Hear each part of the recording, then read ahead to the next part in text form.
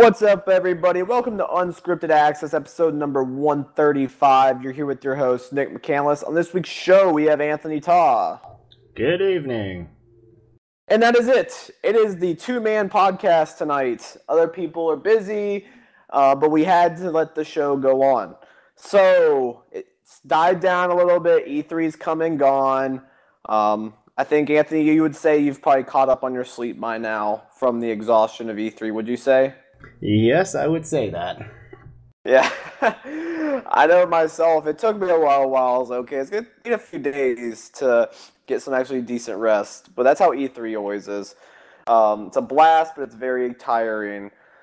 So we're back, and we have news. E3's over, but there's still video game news to talk about. So let's go ahead and talk with the PlayStation Plus and Xbox Live games for July. It is July 1st that we are recording, and they've announced the free games. So for PlayStation Plus, PlayStation 4 users will be getting Rocket League and Styx Master of Shadows.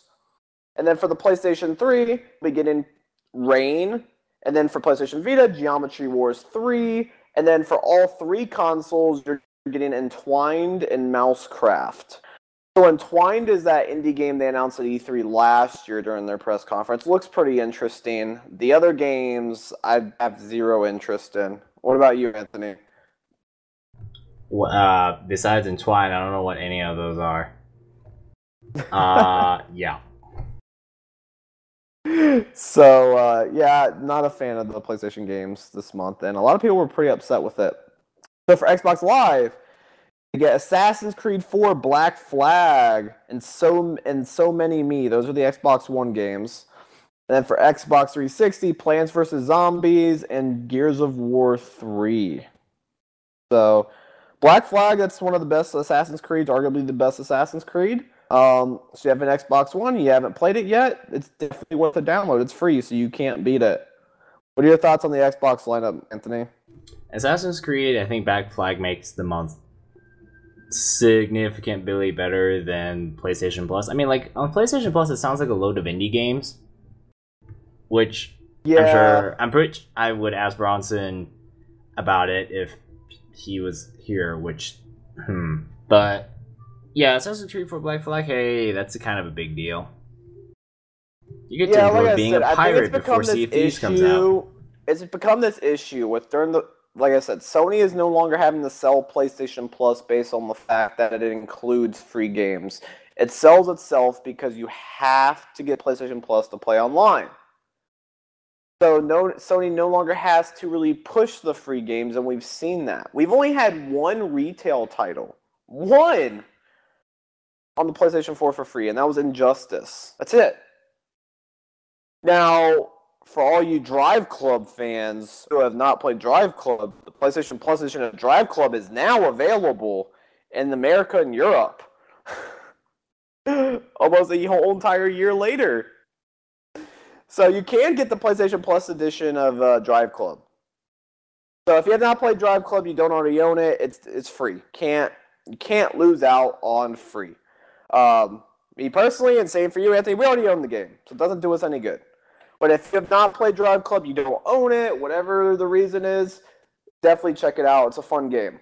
Definitely a really fun game. I really like Drive Club. I mean, it's a really shame that Evolution Studios has been downsized quite a bit. And, you know, and the fact that it had like a giant online snafu issue conveniently the moment the game launches on the East Coast. So, yeah, that really sucked. But I really like Drive Club. If you're the kind of person who like appreciates cars and the detailing of it, I think it's a really good racing game. I mean, it pretty much does what I look for in every single racing game, which is, does it capture the thrill of driving a car fast? And Drive Club does it extremely well, and they do it in ways that I haven't even seen in Forza or Gran Turismo quite yet. Not joking, like, the audio work is fantastic, the cars look amazing, and the fact that you can tell what the front tires of the car are doing, like, there's steering feel through the DualShock 4. Like, I have never experienced that in any racing game before. with the exception of those really fancy force feedback setups from PC racers, if you have one of those.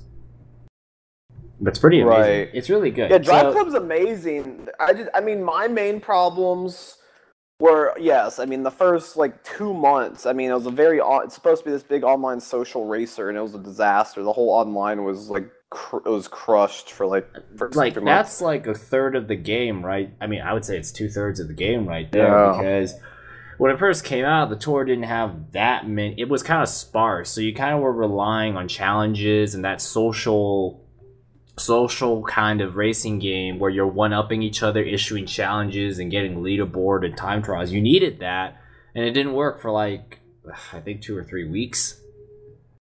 I mean, that one-upmanship was one of the reasons why Drive Club I thought was pretty awesome, and the fact that it all broke, well, that just killed a lot of the game right there. Right. So, but... And then it led to negative reviews, which then led to bad publicity, which really hurt the game sales, which led to layoffs at Evolution. I forgot why people didn't like Drive Club. The AI, okay, at this point, yeah, I kind of agree the AI is BS. I'm not joking. Like, see, that was the thing. Like, the online being broken, yeah, that's disappointing. But for me, I wasn't even looking forward to it as a social racer. There's 2 things that really, really bothered me about that game and that have not been fixed or added. Number 1, the driving AI. It's rubber band AI. They did the same thing with MotorStorm. I hate rubber band AI. Because you can drive a perfect race and come in 5th place, but then you can drive a race where you're not so good and get 1st place, because it all depends on how the rubber band AI adjusts. It's awful. Not a fan of it. The number 2 thing, I'm not a fan of the whole system they have where it's like races and stars and like I wasn't a fan of that at all. I like more of how like Forza does it, where you go through like little race series and you like place and like you have different options and choices, much more diverse opportunities. Which Drive Club, I felt like it was very flat. Like you had to do this, and I wasn't a fan of that. Those were my 2 main problems with that game. But there's no difficulty settings in that game either, which is awful for someone who maybe doesn't play a lot of racers or doesn't have a lot of time to sink into a racer. Because Drive Club, you really have to play it for a little bit to actually get the hang of it. Yeah, but once most racers have difficulty settings. Drive Club does not. So I feel like that wasn't necessarily the smartest thing either. I will say, though, that if you do play Drive Club for a while, it ruins your perception of handling if you go back to a Forza or Gran Turismo. Oh, yeah, then you drive around. A lot. Because in Drive Club, the cars have so much grip that you just fling around corners at very high speeds, and then you go into Gran Turismo and Forza, and you're used to Drive Club, so you just keep running off the road like crazy. Yeah, I had very tough times going back and forth between Drive Club and Forza Horizon 2. It was very difficult. So yes, I completely understand your point there, for sure. Yeah. For me, my issues with Drive Club, okay, the AI, like, I used to think the AI is, I used to think that the AI was just like playing against people online, because people online, there's going to be like 1 or 2 people that are going to beat you no matter how good you are, because they're like perfection in a car, which the AI emphasized really well, and they'll always crash into you. So, and online people always crash into you. So for me, I just thought the AI was kind of perfectly natural, believe it or not, because it's like, oh, this is how people behave online. They always crash into you, and there's always 2 people that always get ahead, no matter how good you are. So, yeah. As for the star system, I don't think it was too bad. I just think that sometimes it's too difficult, because it's way too difficult. It, like, for me, I got all but 1 of the original stars, and it drove me nuts. And then they put out more challenges, and I tried them, and I'm like, okay, now this is getting ridiculous, because I don't even know how I'm that good at Drive Club. I really do not know. It just clicked. But the stars, I think they were too challenging. At first, they're very lenient because it says to get a star, just finish in the top 3. You don't have to get first place. And I'm like, that's great. And it's like multiple objectives. Yeah, but then they have, as you progress, you have ridiculous times you have to hit. You have to like get this certain time in a Hennessy Venom GT, and I'm just sitting here and I'm like, I am driving as best as I can, but the bloody traction control with that stupid blinkety light on the dashboard won't shut off, so I could drive faster.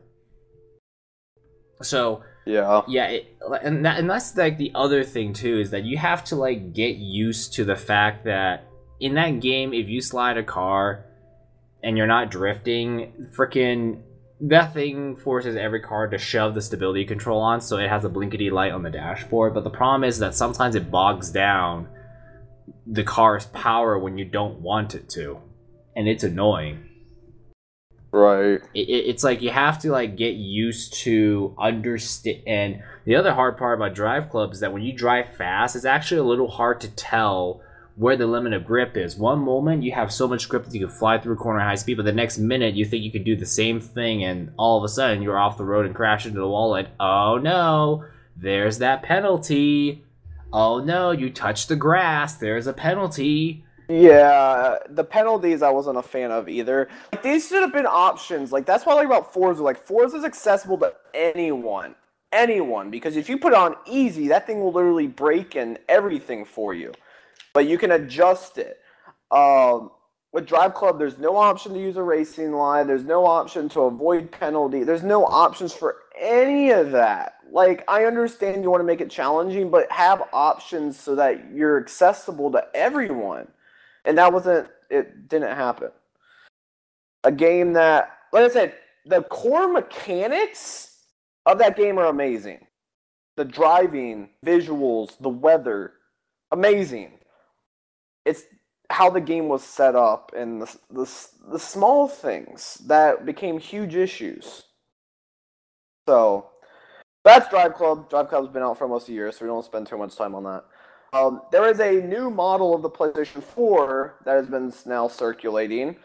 It is the CUH 1200 model. So essentially, I mean, manufacturers do this all the time. They make changes to the units and they don't really tell anyone. They do it to reduce costs. So there's been new PlayStation 4s hitting Japan. They're probably next to hit America. And they're the 1200 model versus the 1000, and then they had the 1001, 1002, which were minor changes. Well, this is the 1200. Pretty much the main changes are the cover that goes over the hard drive is no longer like a glossy. It's more of like a matte finish, so it matches the rest of the console. The power and the eject buttons have been changed to mechanical rather than like the electrostatic type. What else? Let's see. It says the position of the ports in the back has changed. The number of screws hidden by the warranty void seal have also been reduced from 4 to 2. Supposedly, when you remove the hard drive bay cover, the size of the board is noticeably smaller. The rated power consumption has been reduced 8% from 250 watts to 230 watts. And because of that, it's supposed to run cooler, it's supposed to be quieter, and it has less high capacity memory modules. So pretty much just shrinking it down and reducing costs. So, nothing too exciting, but if you're buying a PlayStation 4 soon and you wonder why the hard drive cover isn't shiny, that is why. They are going away with that, I guess. Which I don't know if I'm a fan of that. I would be surprised if people with the current PlayStation 4 start selling their hard drive covers on like eBay or something. It's a glossy it's a glossy piece of plastic. It's not that expensive to make. Yeah. It's just a glossy piece of plastic. It's mainly the smaller board and that's what they're saving money on. Yeah. Well, yeah, they're always doing that, and it's actually kind of easy, and I don't know if it's easy, but it's actually nice because when you're building hundreds of thousands of these things every month, yeah, it adds up pretty easily. Yeah. It makes sense. So basically it's just internal changes and some minor cosmetics is basically what I'm hearing. I hate gloss. Yeah, these never get announcements because they're just not like it's not like a slim version or anything. I mean, PlayStation 4 is already slim enough as it is. Well, if you think about it, it is a small announcement because is there any point to hyping it up? I mean, just imagine you hype up the music, you put a montage, and here's the new model of the PlayStation 4, and it looks almost exactly the same. It's not a new model. It's the same thing, though. I know, but there's a reason why it's not exactly hyped up. It's because it's like, I mean, you like imagine trying to hype it up. It would be a funny parody because it's going to be like, oh, here's a revised PS4, and it looks almost exactly the same. Right. I don't like gloss, so maybe throwing away that gloss for a matte cover. Yeah, I'm actually okay with that. Mechanical buttons. I like mechanical buttons too, actually, because if there's anything that I have learned, it's like I don't like touch buttons. Touch buttons are annoying. I never touch the buttons on my console. I always use the controller. Yeah, well, here's the thing: is that from my experience, having used like say a car stereo system or whatever, touch buttons are hella annoying. Like an actual mechanical button, I feel. Stereo, yeah, because you're touching them. But yeah, PlayStation 4, you power it on with the controller, and you can eject by pressing triangle. But sometimes I would like put my finger on it, and it wouldn't detect my finger for some reason. I don't know. So, you know, it's just a really minor issue, really, because I turn on with my PS4. It's cheaper too. I mean.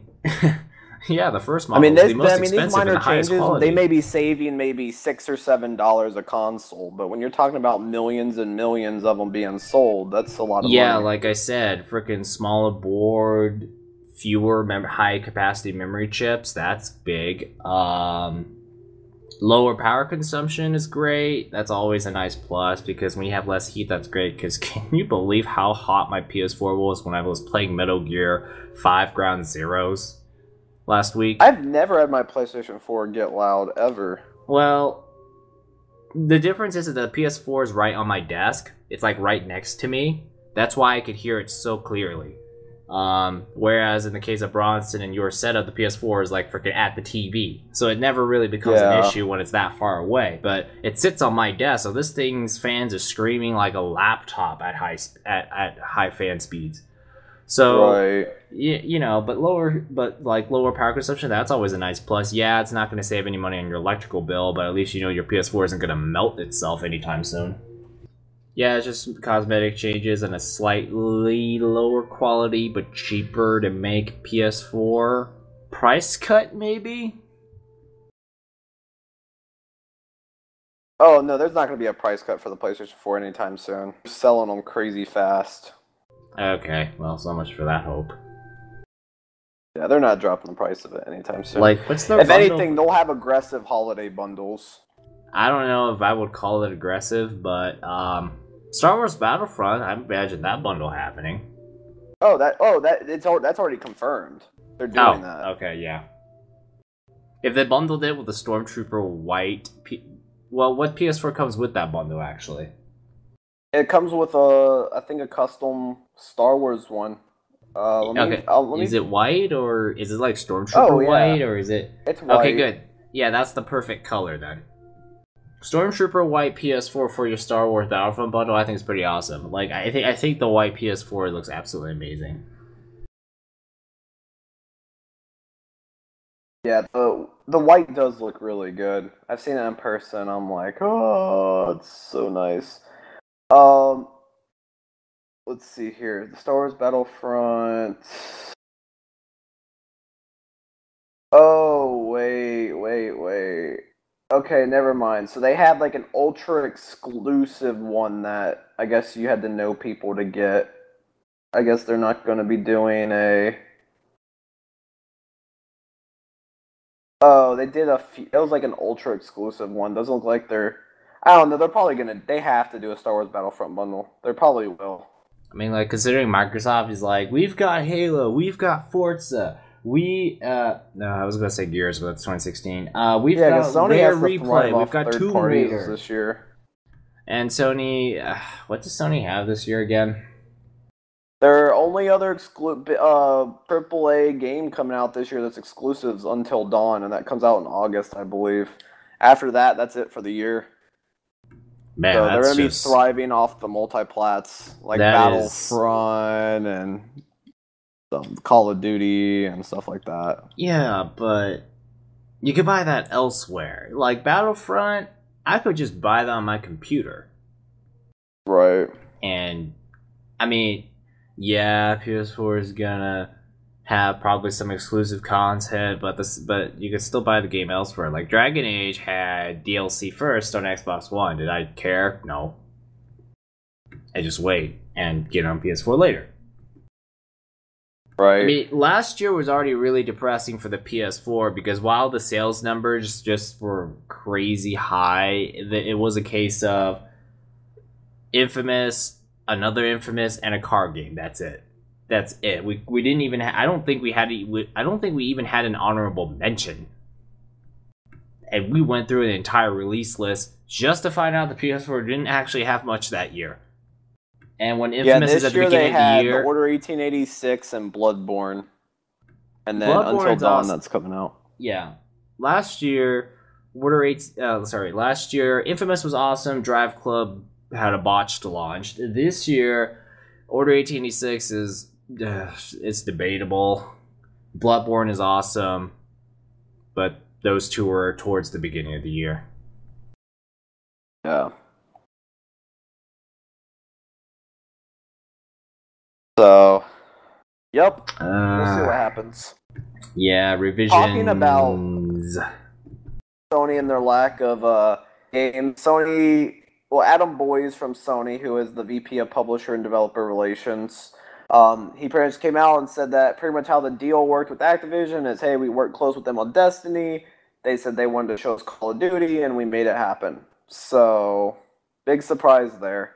I mean, when they announced, to a lot of people, that was a big surprise. Not to me. I mean, Sony and Activision are working very close, especially now. I mean, like you said, look at the Destiny. And then the fact that there's more PlayStation 4s out there than Xbox Ones. So, of course, Microsoft's would be more interested in working with Sony versus Microsoft. So, not a big surprise. Sony's already said they're focusing a lot on third-party relations and stuff like that. It's like the roles have reversed. Now, hopefully, Sony will be picking up their first party beginning with next year, and it seems like they are. But for now, at least, the roles have reversed. You know, it used to be Microsoft, working all the third-party deals. Well, now it's Sony doing that. And Microsoft's all on exclusives. So. Any thoughts, Anthony?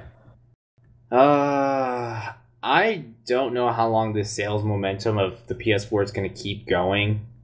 I mean, you want to say, oh, don't worry, those sales will keep going even though their library sucks, but eventually it's going to come back to bite them really hard. Basically, what I'm hearing is everything is next year.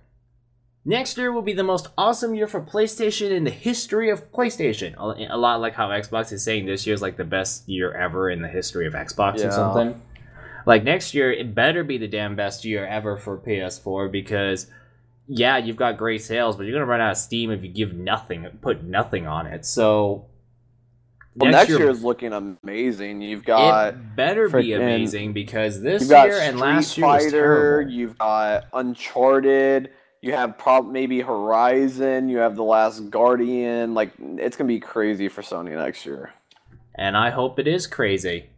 For all we know, Gran Turismo 7 could be announced at PlayStation Experience this year if they're doing it, and comes out in 2016, and I'll be like, oh, that's perfect. At this point, I'm going to say 2017 for Yeah, I wouldn't wait for... Yeah, it's going to be 2017. Yeah, because it's there's no way they're going to announce Gran Turismo and then put it out in 12 months. Yeah. Because the guys that... I don't even know what Polyphony is doing. If anything, 5 and 6 just kind of told me these guys are perfectionistic, which is awesome. But they kind of need to figure out their priorities sometimes. Yeah.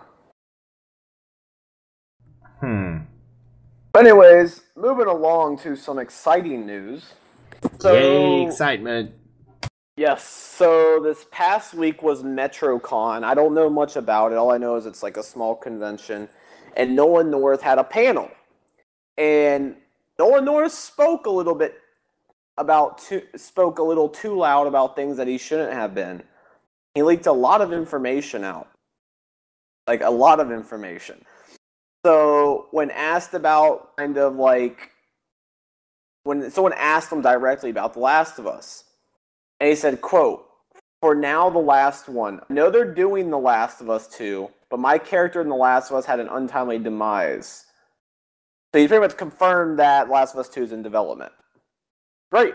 Not a huge surprise if you ask me. I kind of figured they were because Naughty Dog has expanded their team to where they can work on 2 games. So they have a team working on Uncharted 4. They have another team working on The Last of Us 2.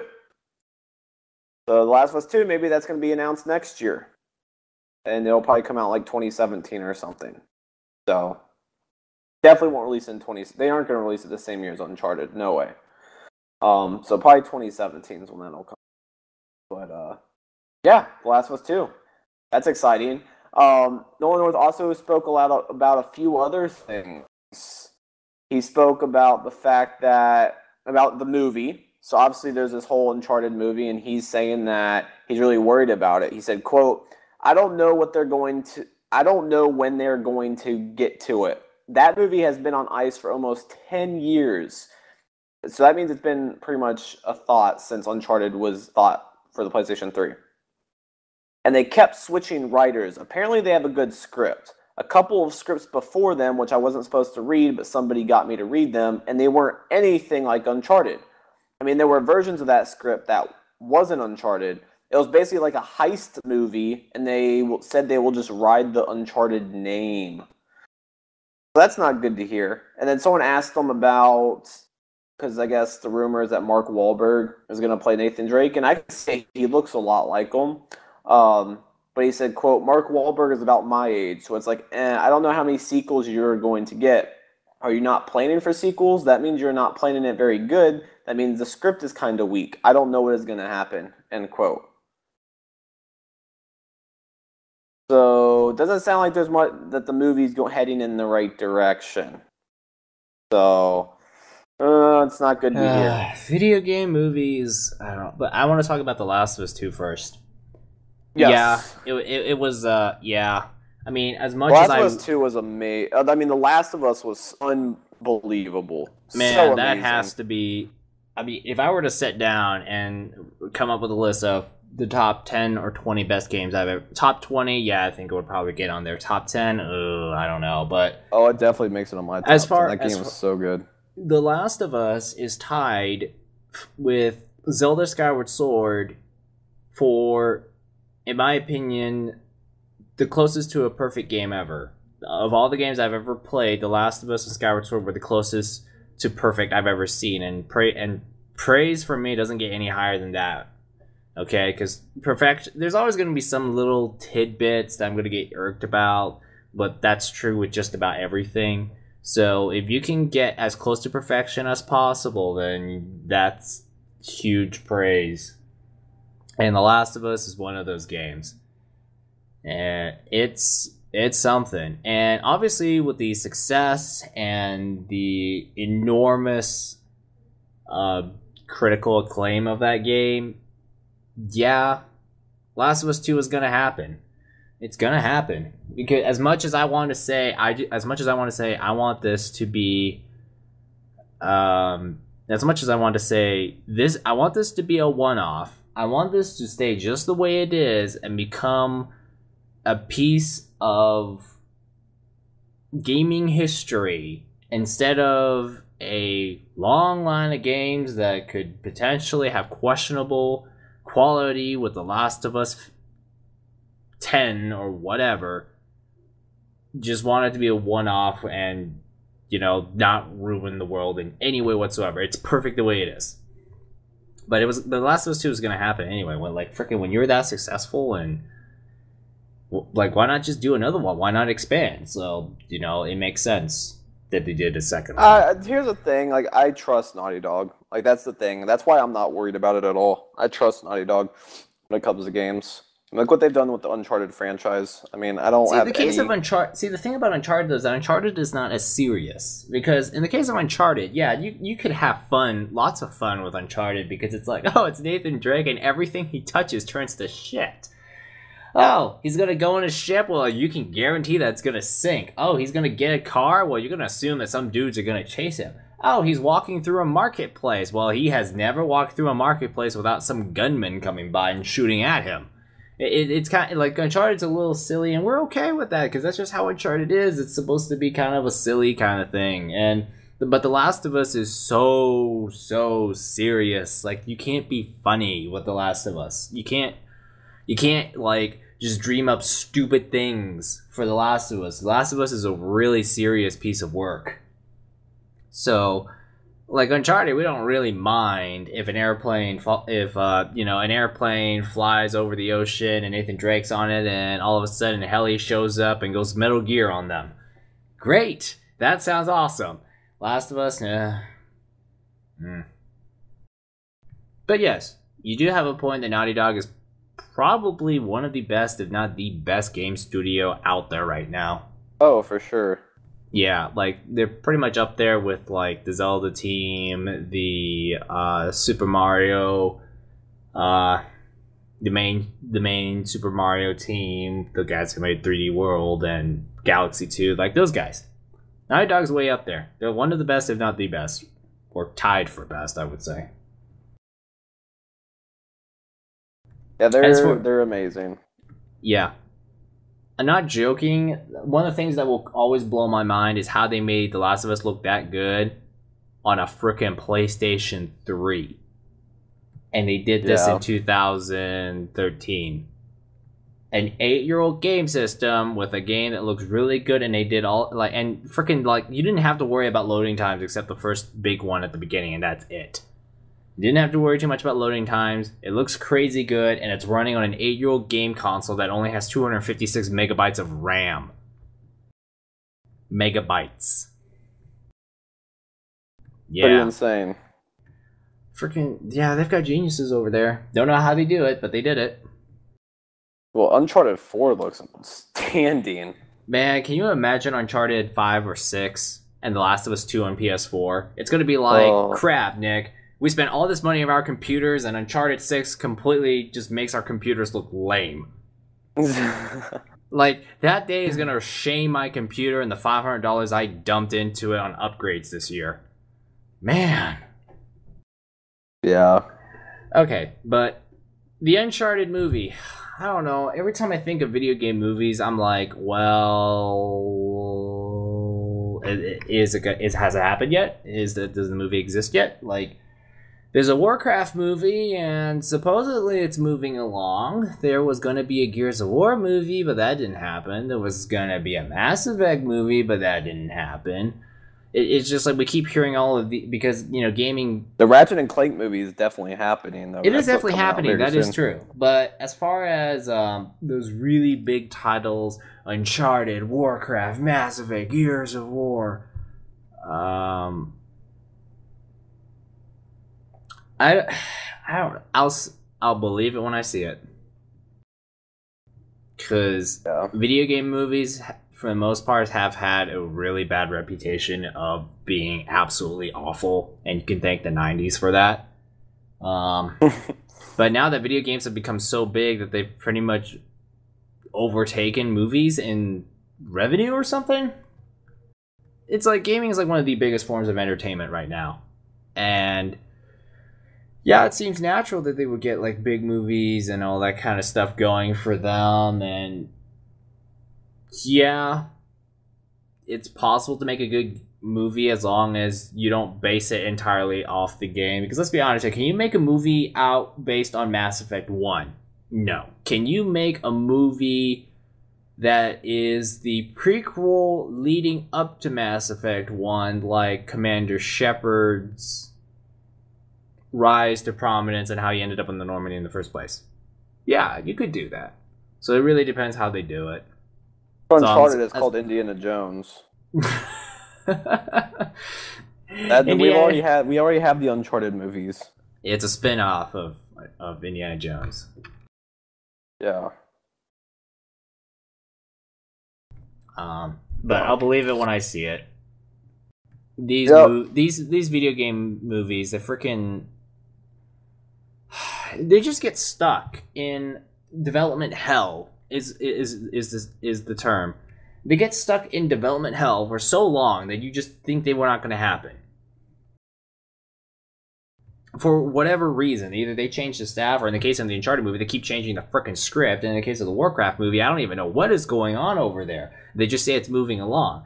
They say it's moving along, and in the Warcraft movie, all they say is like the slightest details, and oh, here's one piece of concept art.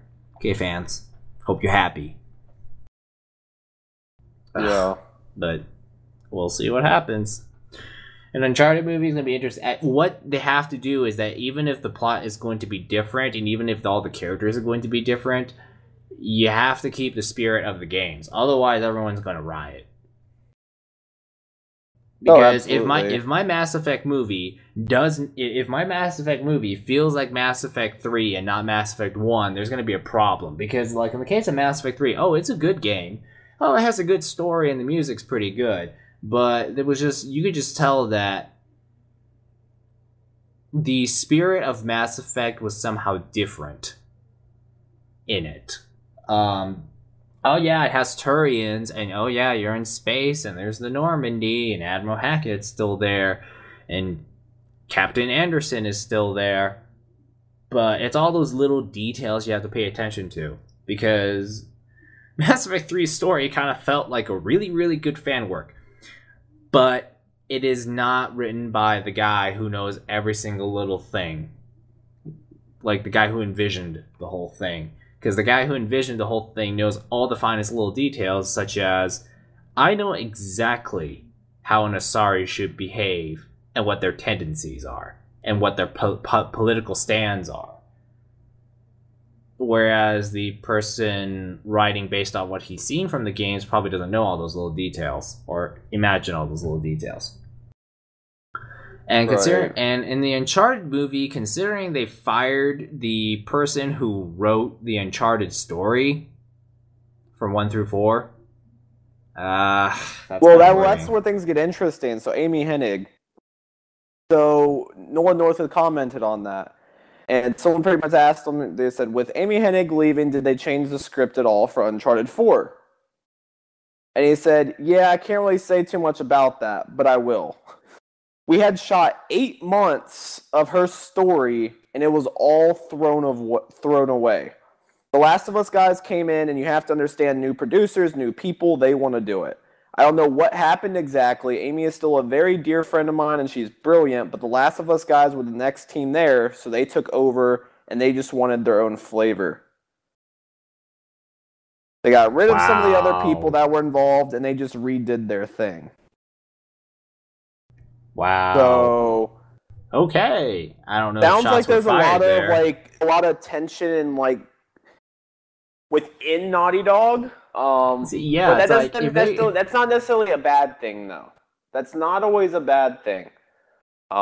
It could just mean they have intense competition. Like, I can imagine, to get a job at Naughty Dog, you've got to be one of the smartest, most talented people ever. Getting into Naughty Dog is like getting into Stanford or Harvard. It's not good enough for you to work hard to get there. You have to be talented and gifted to get in there also. Right. It's like you could work your butt off. You could work as hard as you can, but you still can't get into Stanford. It's like that kind of place. Exactly. I mean, you think about it. In order for Naughty Dog to be the best, they have to hire the best. And, well, sorry, but people are going to get left out. I'm sure a lot of us would have the opportunity to even work at Naughty Dog for one day, but you kind of have to be one of the best out there and have a resume is not going to cut it. You have to have a CV or something. Oh yeah, for sure. A resume is not going to cut it. You have to have a CV, which is a curriculum vitae. I think that's what it stands for. It's basically like a resume, but it documents everything you've ever done in your career. So, like, a good example is, like, professors at universities. They have CVs because you kind of need that. Resume doesn't say anything. Doesn't even say remotely enough. A CVs list all the publications you ever did, all the work you've ever done, all the positions you ever held in that career you've had, that career path you've had. Like, freaking, it could go on for pages and pages and pages. It's basically a fully fleshed out resume. Well, that's multiple pages long. So, Yep. Whew. I wonder what it takes to get into the Super Mario team at Nintendo, because Nintendo is like quite closed off. I mean, closed off is not the right way to put it. You gotta be, to work with those studios, you have to be at the top. That's why Naughty Dog's games come out so amazing. I know, it's like, holy crap, they're like one of the best studios in existence. So, okay, don't know what's going to happen to Nolan North now that he ran his mouth right there, but okay. Yeah, I'm sure Naughty Dog did not appreciate that. I'm sure he got a call after that. Oh, yeah. The fact that he said, they're working on The Last of Us 2. I mean, I kind of figured that's the case, but still. Here's the problem. We kind of live in a world where everything is announced and leaked these days. There's really no surprises. Like, yeah, there's going to be a few surprises. Oh, hey, Final Fantasy VII Remake actually exists and it's going to happen. Oh, hey, The Last Guardian. Hey, we actually have proof that they're still working on it. But freaking games just get leaked and announced and whatever to the point where that kind of hype that you're building up, it's just like, oh man, what are they going to show this year? We don't know. They could announce anything this year. That is kind of gone. Yeah. Like, it's like, because it next used to year be everything was announced at E3. Now stuff are like announced throughout the entire year. Yeah, and it's because of leaks, it's because, I don't know, it just doesn't feel as exciting because you don't get your Christmas Day of game reveals, which used to be which is what E3 kind of used to be. It was like Christmas Day, like freaking Nintendo in 2004. Nobody knew that they were making a realistic Zelda. They put out like a GameCube demo, they made Wind Waker, and everyone's like, oh, okay. And then they showed the first trailer for Twilight Princess, and it was like the cheers were louder and crazier than the Final Fantasy VII remake reveal that we saw at Sony. That's how stoked people were. It was like a Christmas Day of things that you get stoked about, but now everything is just slowly talked about throughout the year. And I'm like, okay, just announce everything, guys. Freaking no point in getting hyped anymore. Like next year. Right. Next year they're going to show footage of Last of Us 2, and we're going to very highly respect it. We're not going to be stoked. We're going to be probably a little stoked, but we are going to be nowhere near as stoked as we could have been if this had been kept a secret. I mean, You think about it. I mean, like, just imagine. Last of Us 2 came out, none of us saw it coming. There's going to be those of us going to be like, really? Oh my goodness. They actually made a Last of Us 2? Like, disappointment and excitement at the same time, but at least that's better than, oh, it's gonna happen. Okay, well, at least we'll get a trailer next year. Show us some of that graphical magic that makes my computer look lame. Yeah, I can't. Oh, The Last of Us 2 is gonna look so good. It's gonna look good. Yeah, like I said, it's gonna look so good. It's gonna make my $500 computer upgrades this year look really lousy. Yeah. But okay, it's gonna be insane. Yeah, it's gonna be really interesting. Uncharted movie, Last of Us 2 actually exists, and man. Okay, so yeah, buddy. So on to the next news story. Anthony and I are big Forza fans. Would you say you're a big Forza fan, Anthony? I am a big Forza fan as much as I complain about it. So Dan Greenawalt, who is he's always the one who's on the stage when they show off Forza. He's like the head director of Turn 10 or something like that. He released more information on what we should expect in September when Forza 6 comes out. He said, quote, "This is the biggest game we've ever built. 450 Forza Vista cars. That means they can all be damaged, customized, driven in cockpit view, and doors opened. 26 environments, 10 of them being brand new. A 70-hour career, 24-player multiplayer, all in 1080p 60 frames per second. They said that at E3 too, I think. They didn't. I don't think they released the number of cars. I know they said the career and the 1080p 60, but I don't think they said number of cars, did they? Probably not the number of cars, but they definitely said something about environments. Because the trailer said environments. 450 Via Vista cars?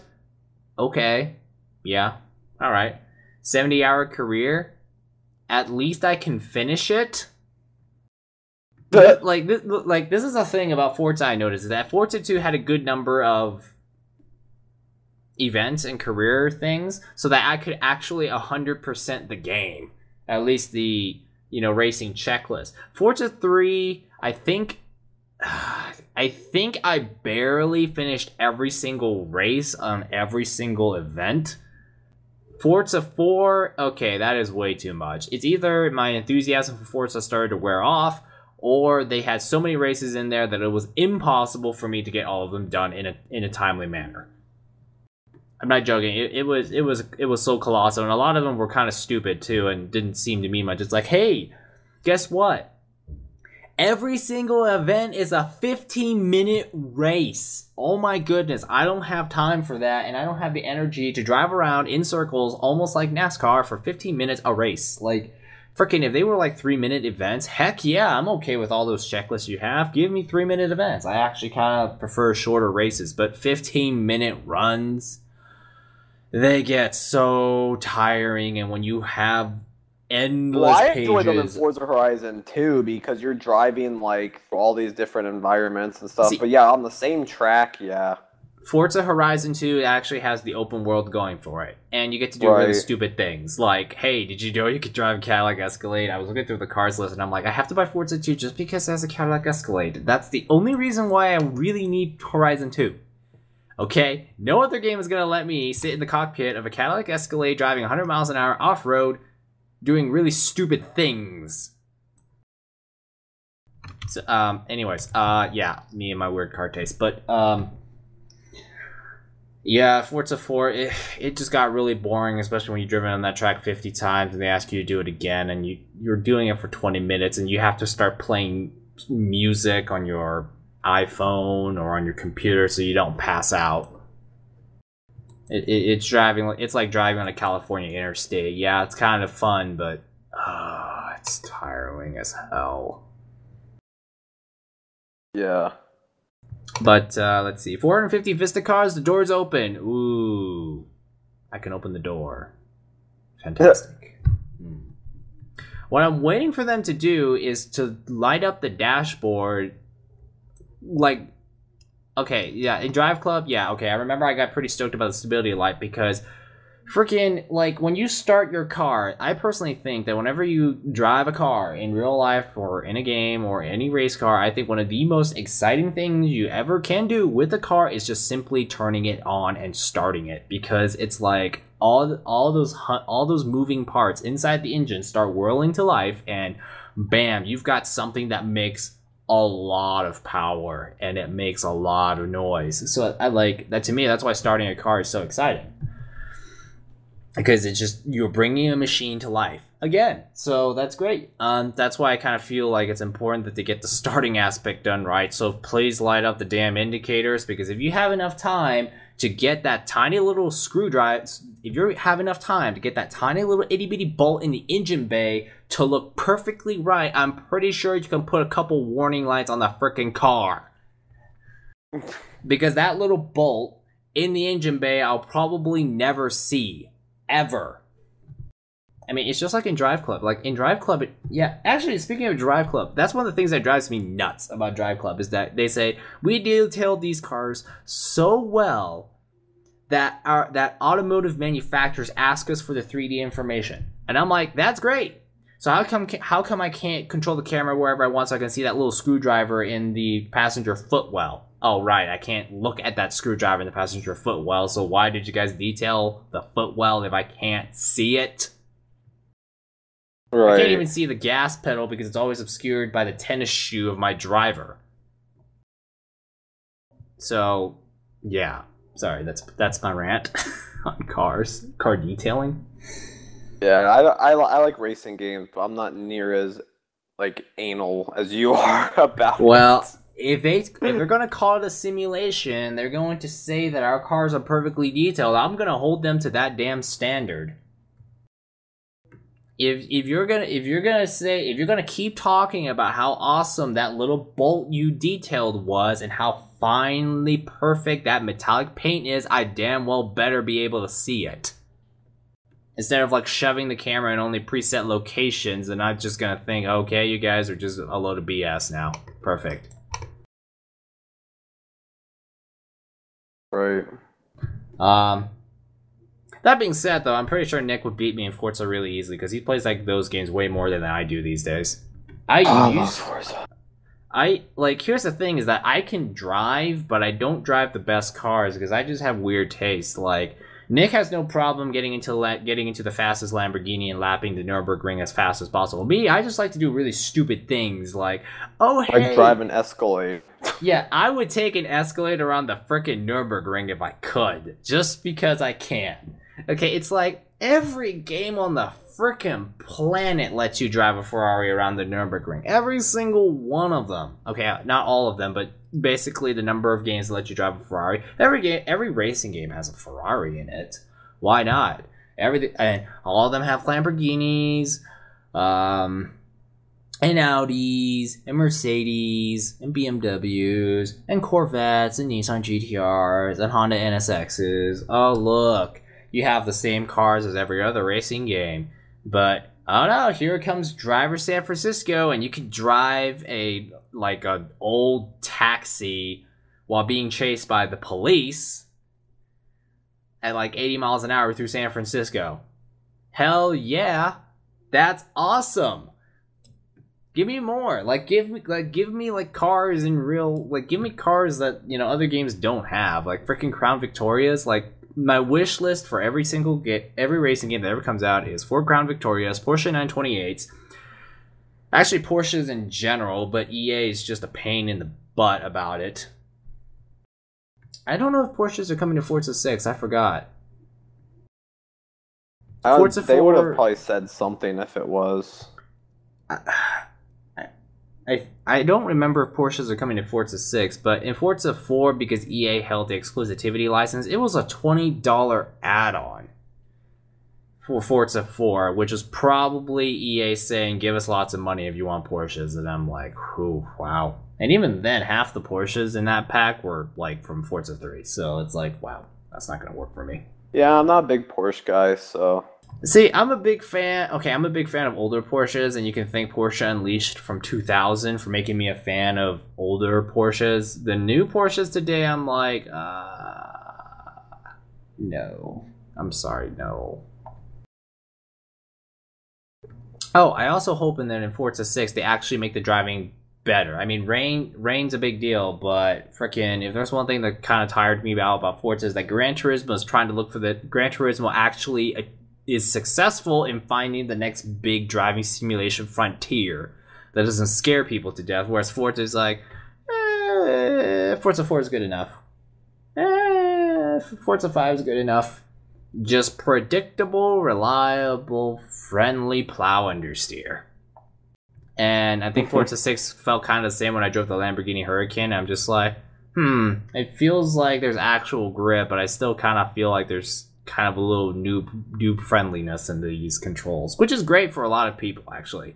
Gran Turismo is a really hard game to it is so much of a it's like it's a simulator, but they don't make it so terrifying to deal with that it's impossible to drive, like something like iRacing or Need for Speed Shift 2. But it's still pretty hard. Whereas Forza, it's kind of a little more noob friendly in a way, and it's not just the assist, but the cars just handle more predictably, which annoys the crap out of me, because if you're going to call it realism, make it realism. Okay? Right. If you're going to call it, if you're going to make it a racing simulator, it needs to be a simulator. A Lamborghini Murcielago is supposed to spin out at high speeds if you don't have the stability control on, because that thing is impossible to drive really, really fast unless you're an absolute professional, as proven by Jeremy Clarkson of Top Gear. And in Gran Turismo 6, yeah, I kept spinning that car out with no assists on because it was that hard to drive. Meanwhile, in Forza Land, oh look, it's so friendly. It sounds so nice. A dad could drive this Lamborghini at high speeds. It's just plow understeer. It drives the same as an SUV. Oh, and my Lamborghini handles the same as a Nissan GTR, which it shouldn't. Freaking in Gran Turismo, there's a very clear difference between Lamborghinis and GTRs. The GTR in Gran Turismo actually feels like the computers are working their butts off to make sure that you don't fling off the road. Which is just how the real life one works. In Forza, it's, oh, plow, understeer. All the tires squeal. Okay, I'll stop there. Okay, so 450 Vista cars, that's good as long as it's very high quality. I hope the car list is actually kind of balanced. 26 environments, okay. 70-hour career, I guess that's how long it takes to finish the career, not checklist everything. Right. Cool. Alright, racing game talk over. Like half the podcast. Oh, that's alright. That's probably half that's the podcast. That's what you get when you have Anthony. That's what happens when you have video game, racing game news and you have Anthony on the show.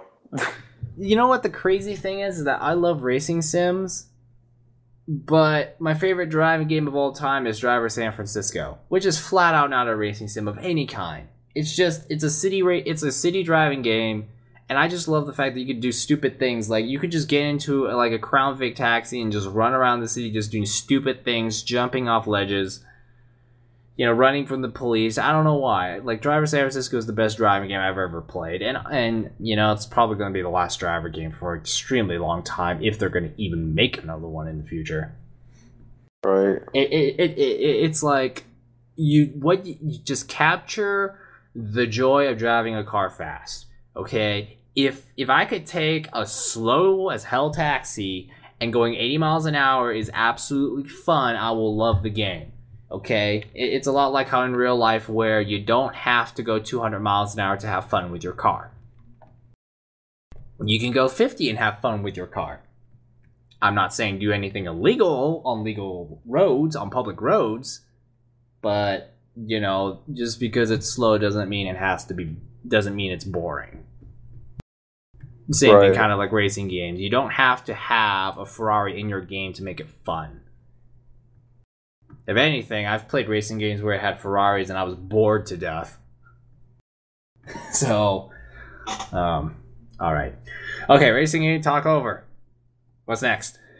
So the last news story I have is Batman Arkham Knight came out.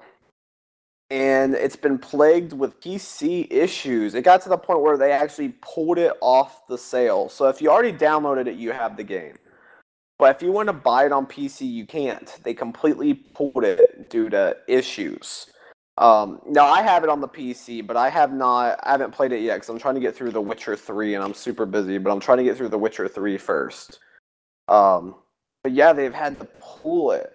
And this is just one of those examples of, like, look at a game like The Witcher 3. What they do is, and this is how every game should be at this point, because these PlayStation 4s and Xbox Ones are just custom PCs. The lead platform should be PC. And then they can easily convert it to PlayStation 4 and Xbox One. But with Batman, it was exact opposite. Lead platform was PlayStation 4, and then they're porting it from PlayStation 4 over to PC. Which was a horrible idea. I don't know why they were thinking of doing that. But... Well...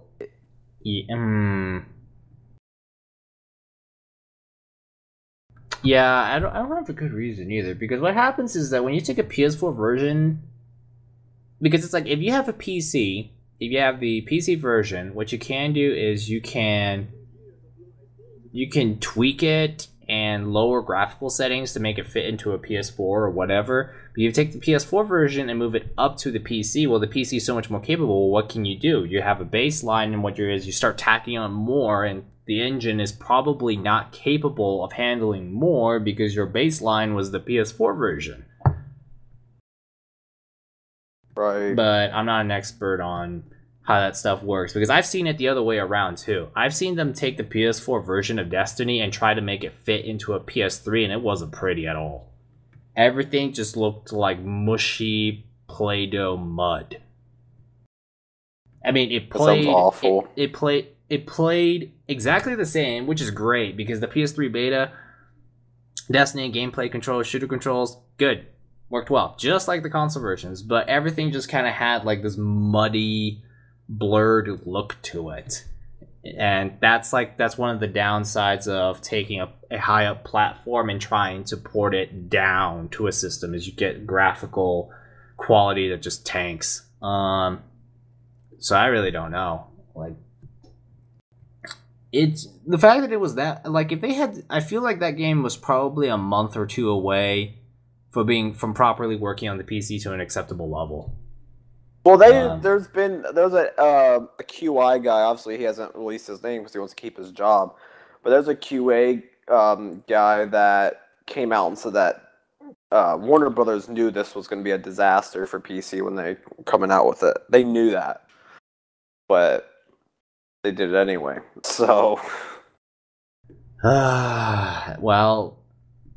The good news though is that if you bought it, they were doing a refund. So if you bought it, and I think the deal is you have to, as long as you didn't play it for more than like 2 hours or something like that, then you can return it and get your money back.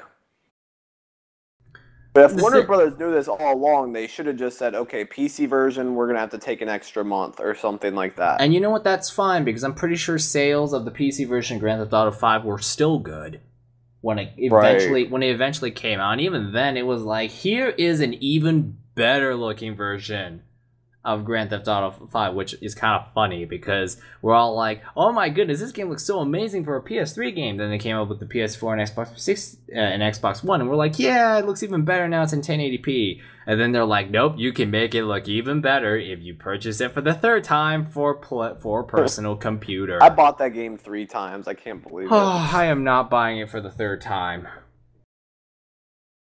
If it's like on what was it? If they put it on Steam sale, maybe. But I'm not playing through that playthrough for the third time. I'm sorry, I'm not doing it. I just can't do it. Yeah, I agree. But then again, my 970 would be underutilized.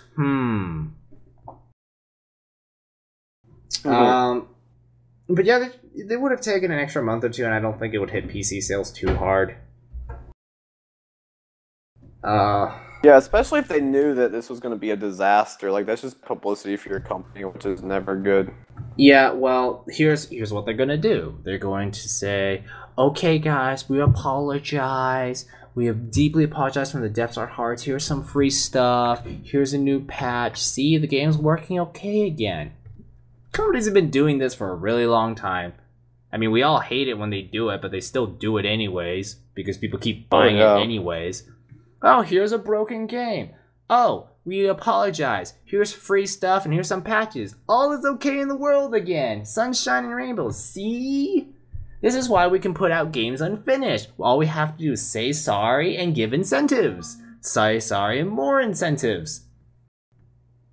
Like the Halo Master Chief Collection. I'm pretty sure some of us on the staff are happy with the Halo Chief Collection, because even though the online was completely broken, which is one of the biggest reasons you would buy Halo in the first place, was broken for like a good month at least, they were like, we're sorry, here's Halo ODST, we're sorry, we're sorry, we're sorry, here's 15 patches, see, everything's okay now.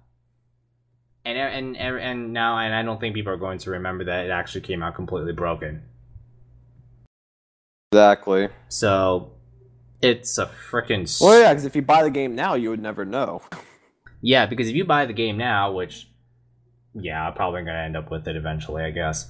you're not gonna realize that, and all the fans. Yeah, I ended up. I bought and all it the this fans are past gonna be weekend so that John and I can do it on Shiitake. yeah, the Shiitake stream. And all the fans are like, "Oh, we're getting Halo ODST on it, and more content."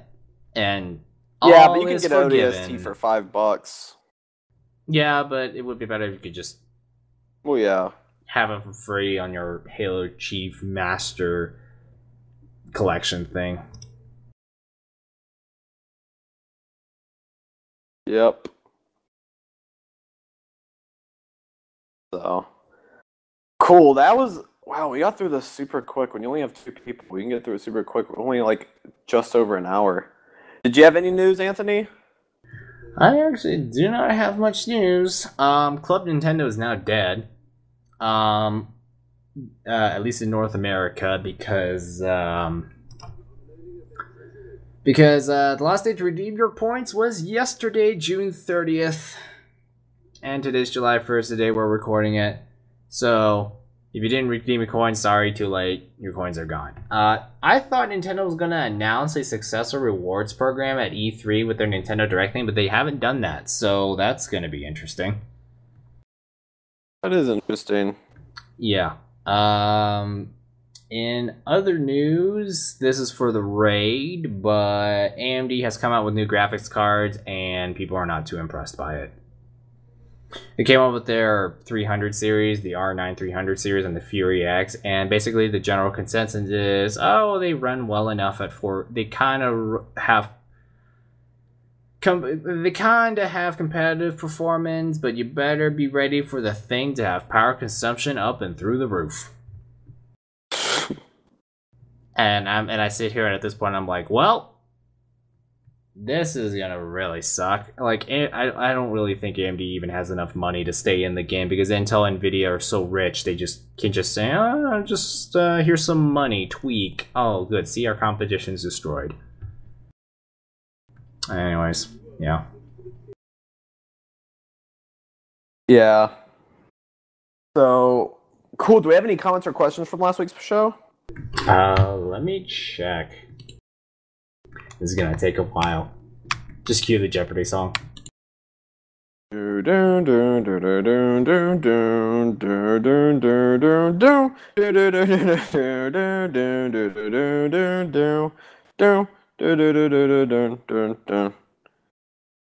you didn't make it in time, Anthony. Gosh. The freaking page is loading.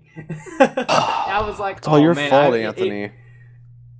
Oh, I'm sorry. I'm sorry that our server has decided to not load the page right when I click on it. Oh man, it was going so well too. I thought, oh man, I can actually load this page by the time the song's over. Nope.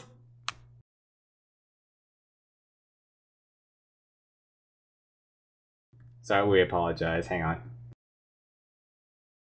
I do it again. No, you don't need to.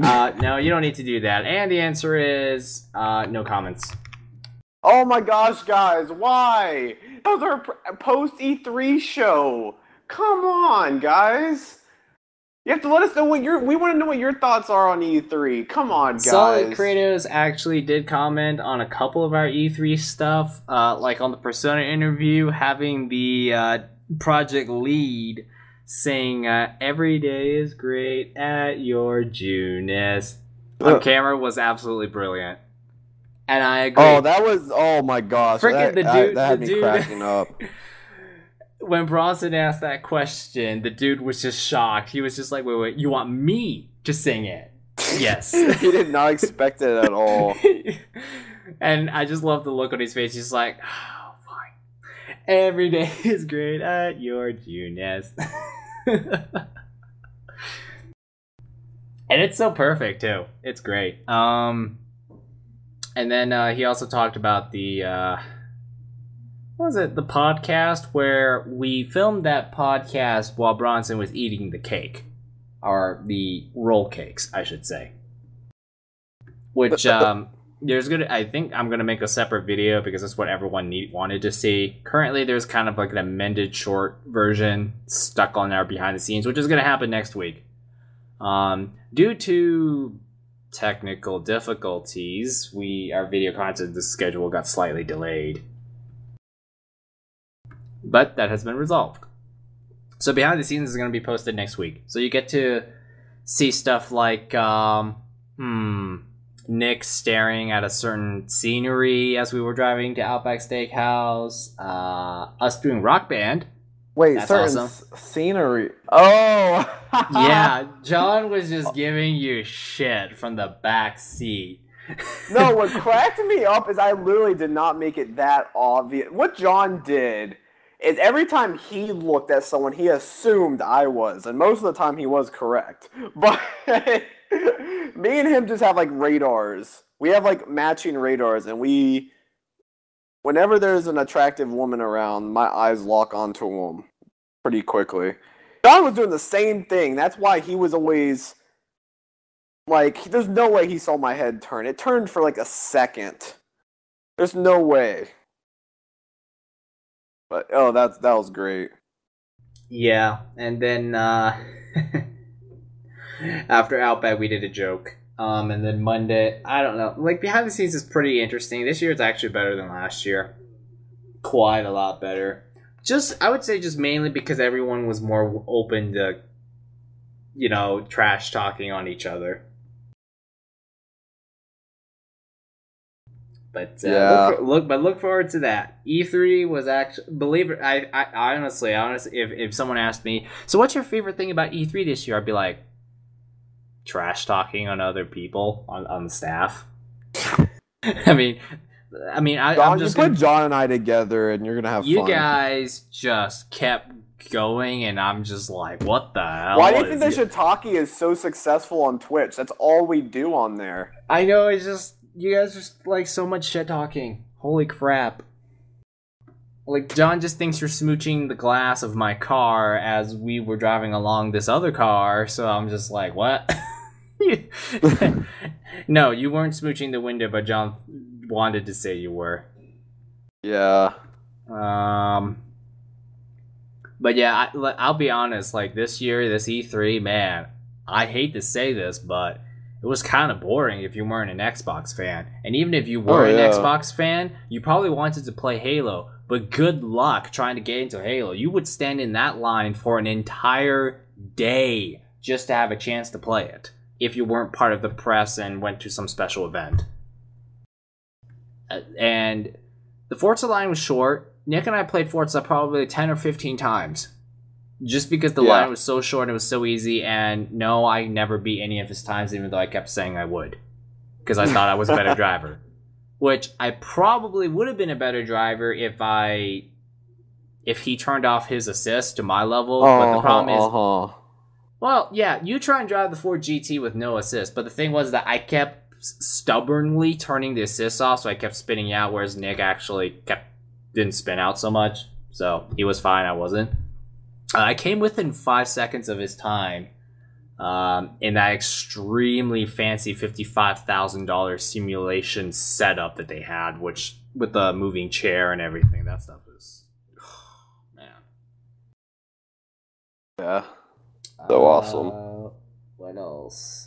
Yeah, I dare say E3 this year was just kind of boring. It was just, there wasn't much you could see. I could name every single game in the Square Enix booth. It was Mighty Number 9, Life is Strange, Dragon Quest Heroes, and I forgot the fourth game. Oh, Heaven's Ward. Those were like the only games, and I probably forgot one more. Everything else was just a video or a Just Cause pick your way to blow up stuff presentation.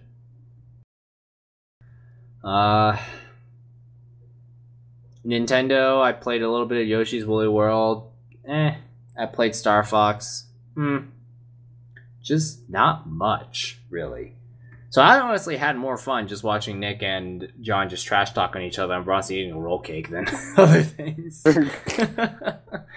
It's yeah, this year's E3 was quite a lot more boring than last year, and freaking like the attendance wasn't that exciting either. There just wasn't that many people there. Yeah, what's that? I wasn't complaining about that. The less people, the better. Yeah, you could. Yeah, but that being said, everything felt worse though. Yeah, Like, for sure. unless you're Microsoft, everything just kind of felt worse. Oh, going back to Forza, so I missed this. So they announced today that that Forza 6 will have 10 versions of the Renault Spark SRT-01E race car. So the Formula E race car. That's pretty cool. Don't care. And a I couple would other care cars they if- announced today is Look, the I would 1988 Lamborghini Jalpa, 1965 Shelby Cobra 427 SC, and 1985 Toyota Sprinter Torino GT Apex. So 117 of Initial D. Great. 117 of the 450 cars have been announced so far. Oh, they'll come up with the full car list soon. Yeah. See, here's the thing. Oh, we're gonna come up with 10 variations of Formula. What did you say, Formula E? Yeah, Formula E. Okay, I don't care about that. If you come out with 10 different variations of the Honda Civic, I will care. I don't know why. Everyone's like, I know what everyone's thinking. Why would you care about having 10 different variations of the Honda Civic? Sometimes I just want to drive a slow piece of crap just for fun. Okay, if you can give me a crappy Civic with a crappy engine with an with an automatic, I actually would have some fun just toying around. Because let's be honest here, what do most of us drive in real life? Most of us in real life don't even drive things that interesting. Heck, if I could drive my car in Forza, I would be stoked. Because do you really think I would take my car to a racetrack in real life? Heck, I can no. drive my car in Forza. Yeah, except it's not a V6. It's a V8. Well, yeah. It's a supercharged they have V8. V6. They have a V6 Mustang in Forza. They do? Forza Horizon 2, they do, yes. Are you sure it's a V6 and not just a regular? I am about 100% sure. I'm looking it up right now. Okay, you can look up, and if the horsepower rating says 2000 and what year is your car? 2011? Mine's a 2010. Well, I don't know if it is the same year. Mine's a 2010. Okay, because the year after was when they put the new V6 in. So if they have a 2011 and up Mustang with only 300 horsepower and it comes with a 3.5 liter V6 engine, then I'll believe that. But most of the time, it's like most of us don't ever drive. Like, I just like taking crappy cars and driving them fast, or taking crappy cars and tuning them, and not dumping a massive turbo or anything, but just like tweaking it to make a sporty version of that car, kind of thing. It's like, I don't know. Oh yeah, they're not V6, they're V8. Yeah, see, do you think, I understand why. If you were picking a car list, do you think anybody would really care about the V6 Mustang? I would care, because I would be like, cool, I can tune this thing for handling and giving the underdog a chance at life.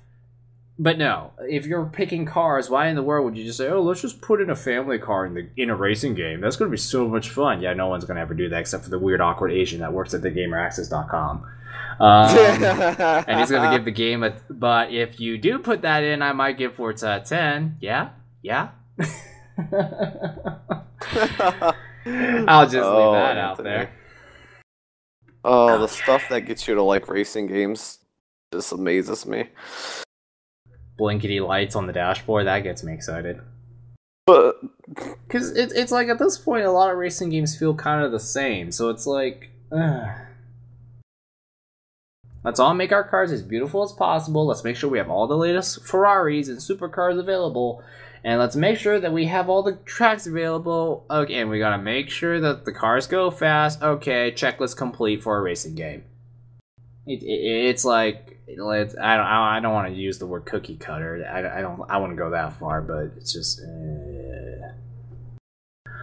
okay. Car talk over. I'm gonna really stop now. But yeah, well, I don't have much news really. It's after E3, so a lot of news happened, and we're just in the aftermath of that now. Right. So cool, thank you guys for listening. It was almost an hour and a half. It's like an hour and 20 minutes, so hope you guys enjoyed the show. We're back. Be sure to follow us on Twitter at @TheGamerAccess. Follow us on Facebook at facebook.com/TheGamerAccess. Be sure to tune in to TheGamerAccess.com. Follow us everywhere. Follow us on Twitch, The Gamer Access. The Gamer Access everything. Thank you guys for listening. Peace. Bye.